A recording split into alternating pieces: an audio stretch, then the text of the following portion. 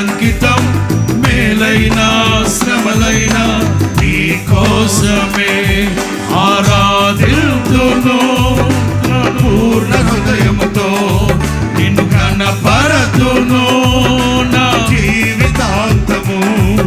ఆరాధిల్తును నా పూర్ణ హృదయముతో నిన్ను కనపరతును నా జీవితాంతము యేసయ్యా యేసయ్యా యేసయ్యా అర్థం యేసయ్యా యేసయ్యా యేసయ్యా యేసయ్యా యేసయ్యా యేసయ్యా